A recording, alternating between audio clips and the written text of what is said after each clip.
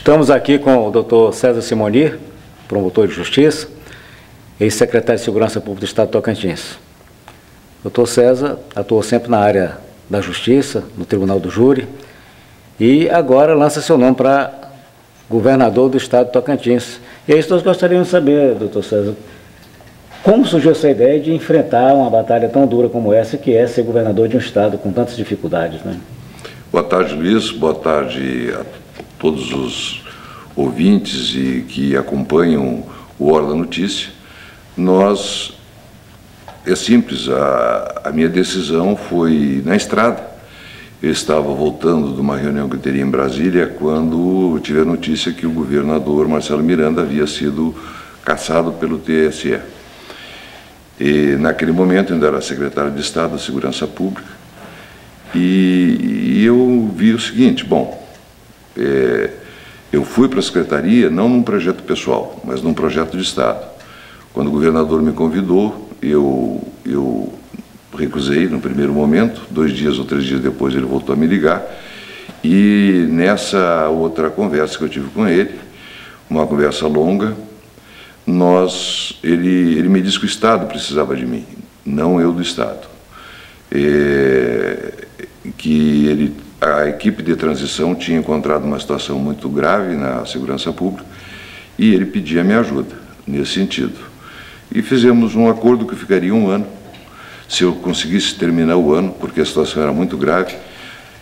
Tanto é que eu enfrentei a maior greve da Polícia Civil, uma greve armada, com consequências em todos os campos, dentro dos presídios, fora dos presídios, com ônibus incendiados. E ficamos combinados de que eu ficaria 1 ano, meu trabalho seria técnico e ele me dava carta branca para trabalhar.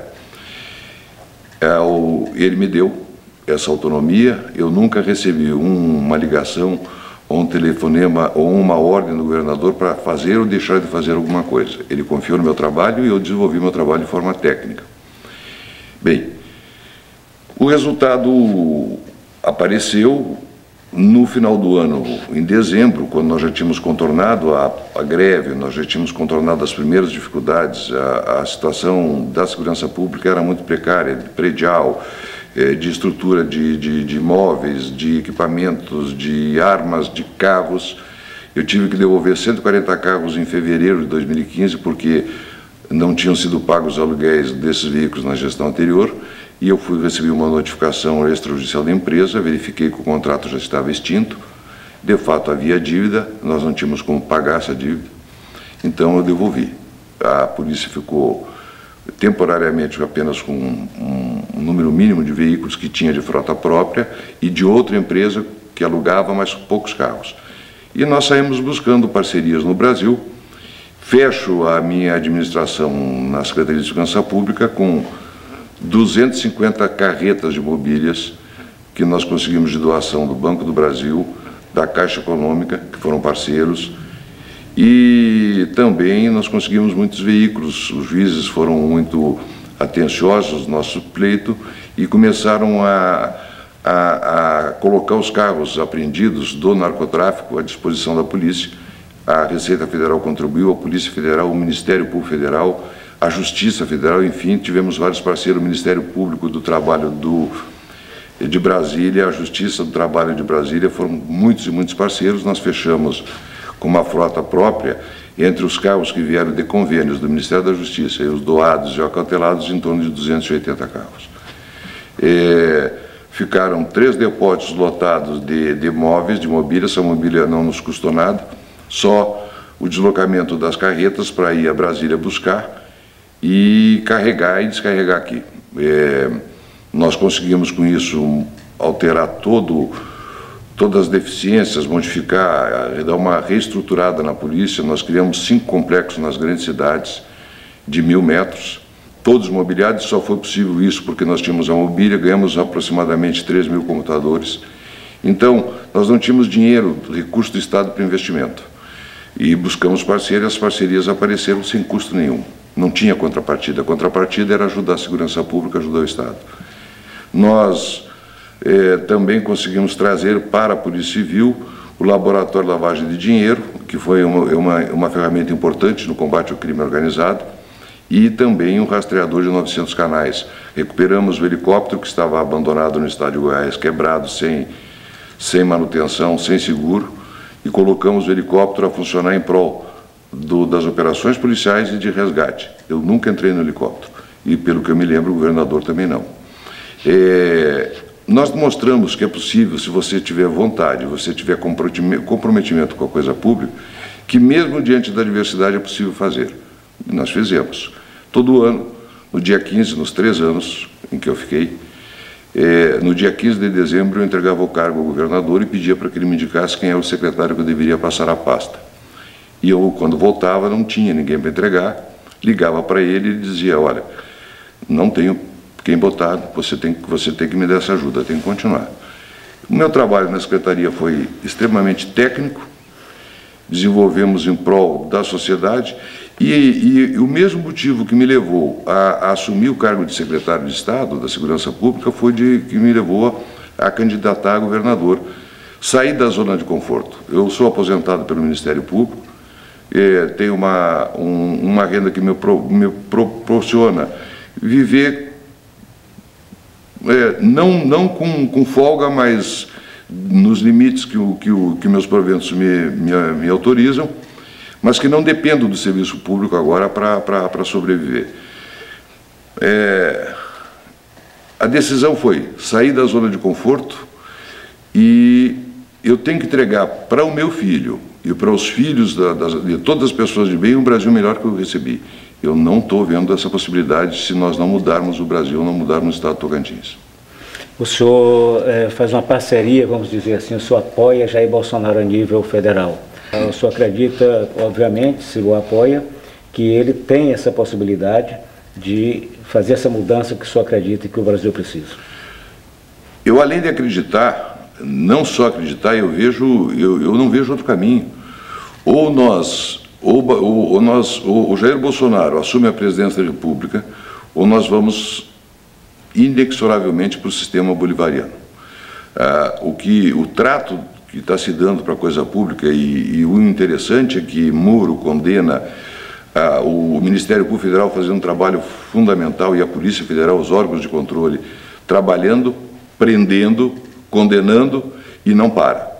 Então, a corrupção no Brasil ela é endêmica, ela traz um prejuízo maior do que um maremoto, um terremoto. Coisas que aconteceram nas gestões das esquerdas, e apenas vou citar alguns exemplos. Nós perdemos uma refinaria de petróleo para a Bolívia porque o Evo Morales que é dele. E isso é patrimônio do Brasil, isso é do dinheiro das famílias brasileiras.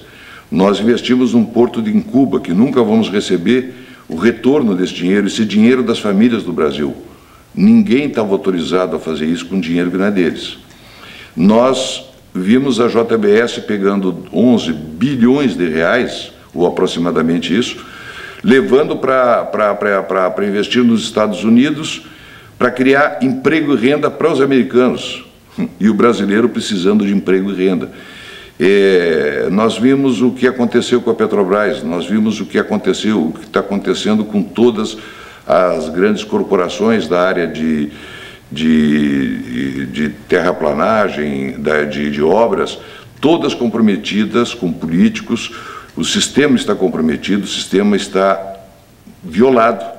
A corrupção é endêmica, em todos os contratos tem um percentual. Então, o que é que nós nos propomos? Ele pelo Brasil, eu pelo Tocantins. Acabar com isso, fechar essa torneira. Se eu for eleito, a primeira providência, pela via legal, evidentemente, nós modificarmos o processo licitatório no Tocantins. Nós vamos convidar as instituições como o Ministério Público, a OAB, a integrarem, e algumas outras instituições, a integrarem a comissão de licitação para que ela seja extremamente transparente. O empresário tem que saber que ele vai concorrer, ele tem que ter um preço de mercado, não é o preço que apresenta. Hoje o Estado vai comprar um computador, para o Estado custa 6 mil, você for comprar este mesmo equipamento no preço de mercado, ele custa 1.500, 2.000 reais. Por quê? Porque o empresário sabe que ele vai ter dificuldade de receber, ele tem que pagar a parte da propina. Isso tem que acabar, nós nos propomos acabar com isso de imediato, do início, já no início da gestão. Se nós estancarmos a corrupção, nós vamos iniciar um trabalho de retomada do governo do Estado, para que esse dinheiro que sai pelo ralo, de forma espúria, ele se reverta em melhor segurança, melhor saúde, melhor educação para o cidadão tocantinense. O senhor falou que a corrupção é endêmica, né? E pelos historiadores falam que vem desde da colonização. Será que consegue resolver isso em 4 anos? Não acredito que em 4 anos, nem Bolsonaro, nem eu, pelo Tocantins, vamos conseguir resolver, porque ninguém tem uma fórmula mágica. Isso é um trabalho que tem que iniciar, e tem que iniciar de forma séria. Nós temos que ser rigorosos com o trato da coisa pública. O prazo para isso se resolver, nós não temos como estipular. É uma questão, nós temos que mudar a cultura do país. Eu vejo, às vezes, algumas reportagens que quando alguém entrega uma carteira que encontrou na rua, é motivo de sair no Jornal Nacional, quando deveria ser um ato normal e simples de qualquer cidadão de bem. Para ter uma ideia, o meu filho, eu tenho a minha cunhada mora na Alemanha, e ele foi fazer uma visita para a tia dele lá, e passeando por Berlim, ele perde o celular dele, um iPhone, e um cidadão encontrou, não tinha como ele ter acesso ao celular por conta da senha. Ele pelo chip, ele descobre a operadora, faz uma ligação para o Brasil, descobre o meu telefone, e eu então tomei ciência de que foi encontrado o telefone dele desta forma. Isso aqui no Brasil deveria ser o dia a dia do cidadão de bem. O que ocorre é o contrário. Quando vira uma carreta na estrada por um acidente, que nós vemos como se fossem corvos, roubando tudo no prazo mais rápido possível. Então, nós temos que mudar a cultura do país. Não pode continuar essa cultura da lei de Gerson, levar vantagem onde não pode ser levado vantagem. Nós estamos levando vantagem nas questões mais emblemáticas do país, o preço dos remédios, o preço das consultas médicas, e quando que isso aí tinha que ser de uma forma extremamente facilitada para o cidadão. O cidadão precisa ter uma saúde boa com um preço bom. Nós gastamos muito com outras coisas que não têm importância e deixamos de atender com qualidade o nosso cidadão nas coisas mais importantes para ele: segurança, saúde e educação. Exemplo como esse que o senhor deu aconteceu comigo já, né? Em outro país, uma máquina fotográfica, muita gente, minha máquina caiu que eu nem vi. Alguém começou a me tocar nas costas. O que é? É sua? É minha. Fosse aqui no Brasil, que ela sumia e ninguém via mais nunca. Isso, nos países da Europa, nos Estados Unidos, isso é normal, isso é o dia a dia deles. Aqui é do jeito que nós conhecemos. Eu vi um vídeo esses dias que me impressionei, tinham duas pessoas encostadas numa caminhonete Saveiro, me parece, ou coisa parecida. E passaram 2 indivíduos de moto. Eles deram meia volta para assaltar os 2 da Saveiro, só que os 2 da Saveiro também eram assaltantes, o assaltante assaltando assaltante. Isso é o cúmulo da falta de segurança de um país. E nós chegamos nesse ponto da segurança. Bom, primeiro vem tudo isso aí, sem endemia, a corrupção tem tudo, né? Inclusive nessa parte onde a organização criminosa às vezes é mais organizada do que o próprio Estado. O que o senhor tem, o que o Bolsonaro tem para tentar coibir um pouco essa violência tão grande, essa falta de justiça que existe, vamos dizer assim? Porque o sistema jurídico brasileiro ele tem invertido, ele precisa ser corrigido. Nós temos uma Constituição chamada cidadã, que o Brasil não estava pronto para ela. Essa Constituição ela tem um modelo europeu, e nós pegamos um modelo de países extremamente aculturados, que tem os exemplos que nós demos aqui agora, você e eu, é um novo tipo de cultura, aliás, um antigo tipo de cultura, que eles sempre mantiveram. E o Brasil não tem preparo para isso. O Brasil precisava de uma Constituição que trouxesse direitos, mas também trouxesse deveres. A Constituição de 88 ela traz muitos direitos, e dentre os quais muitos são inexequíveis. Por exemplo, a nossa Constituição diz que todo cidadão tem direito à defesa, a ter uma defesa pública, se ele não tiver como pagar. Eu acho que isso é um absurdo, porque na medida em que o crime doloso é um crime de vontade, Eu quero matar, eu quero roubar, eu quero estuprar. Se o bandido não tem dinheiro para pagar advogado, ele tem um caminho: não delinquir, porque ele não tem como pagar advogado. Mas quando o próprio Estado, por sua Constituição, diz: pode delinquir, que nós vamos ter da defesa pública, nós estamos incentivando o crime. Isso é um dos exemplos. Nós temos um sistema judiciário de cumprimento de pena extremamente impossível de se conviver com ele, porque ninguém cumpre a pena efetiva. 1/3 de pena, depois vem a liberdade provisória e pouquíssimos casos em que se tem que cumprir 2/5 da pena. As providências que nós vemos são cada vez mais diminuírem esses crimes apenados dessa forma. Nos países em que vamos pegar os países desenvolvidos, como Japão, Estados Unidos e alguns países da Europa, a pena é cumprida integralmente. Bom, mas aqui dizia assim: mas o sistema carcerário brasileiro está falido. Bom, nós temos que investir no sistema carcerário. O preso ele tem que sair melhor que entrou, porque senão nós somos irresponsáveis o bastante nós retiramos aquele indivíduo da sociedade porque ele não tem mais condições de conviver com ela. Colocamos ele num sistema onde ele vai se faccionar e depois vamos devolvê-lo para a sociedade, pior ainda. Então nós temos que mudar, nós temos que ter responsabilidade com o cidadão de bem. Eu nunca vi, no tempo que eu exercia a promotoria, os direitos humanos se preocuparem com as famílias, a família da vítima, os filhos que ficaram sem um provedor porque foi morto, mas muitas vezes eu vi os direitos humanos se preocupando com a família do réu. Hoje nós temos inclusive o que eu apelidei de Bolsa Bandido.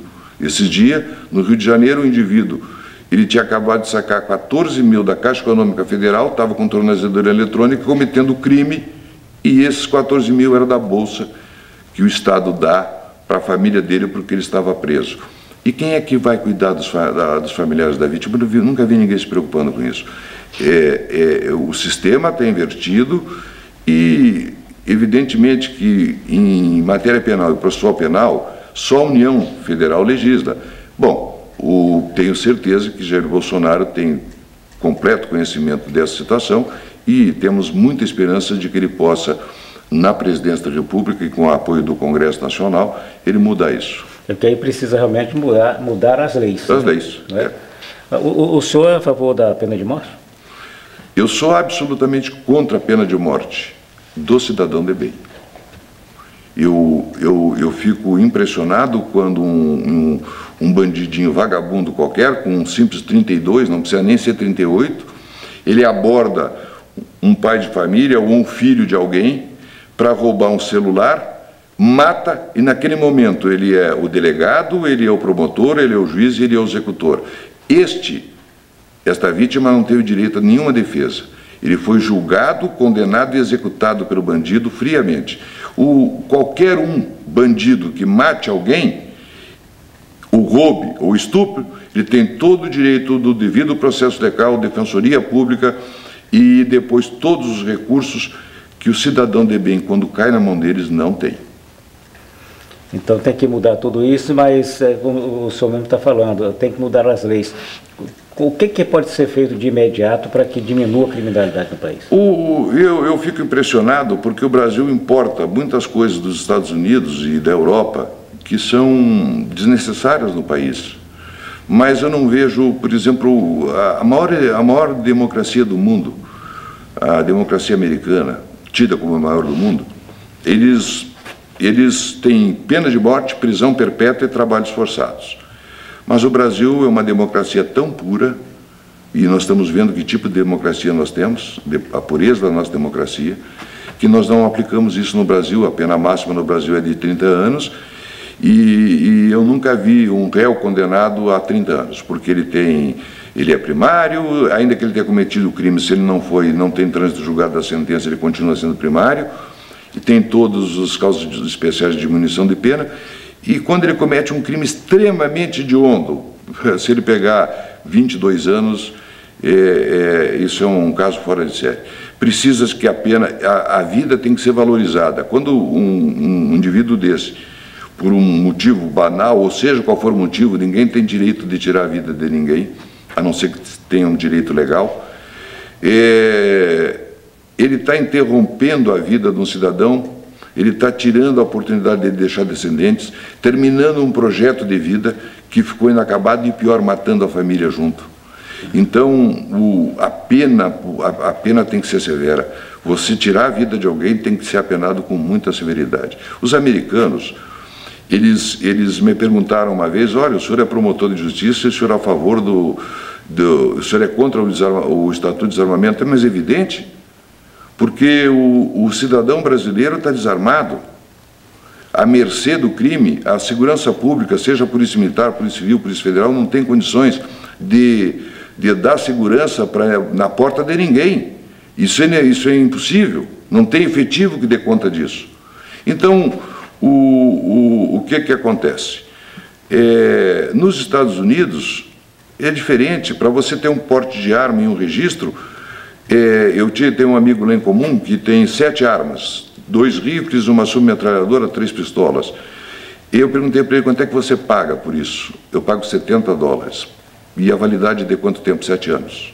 Para uma, para todas. O conceito do americano não é defesa pessoal. A arma não funciona como defesa pessoal, funciona como defesa da nação. Se todas as instituições americanas falharem, o Exército, Marinha, Aeronáutica, enfim, a polícia, quem for tentar invadir os Estados Unidos enfrenta pela frente o povo americano. O povo é a última defesa da pátria.